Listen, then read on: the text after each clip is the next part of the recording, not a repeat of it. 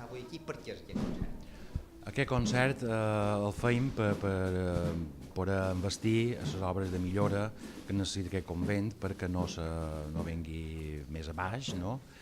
I aquesta banda de música que ve, que és una agrupació musical Joventut d'Inca, se va oferir, perquè s'ofereix a altres pobles, cada any a un poble distint, se va oferir per venir a fer-la aquí, sabent que teníem un edifici com és el convent de Sant Agustí, que també necessitava mà de mestre.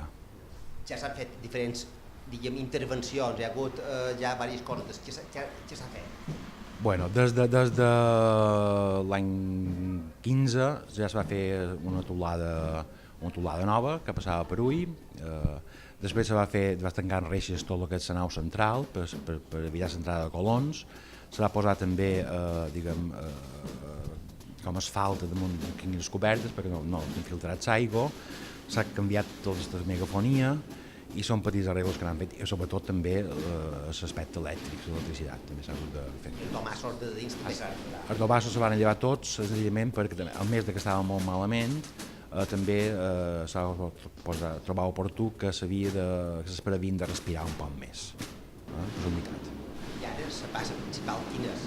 La passa principal és arreglar un mur del claustre, l'antic claustre que mos cedeix, repassar totes les teulades i que va tancar la capella de Sant Nicolau per evitar l'entrada de colons i llevar totes les herbes que encara queden per la façana dels murs exteriors.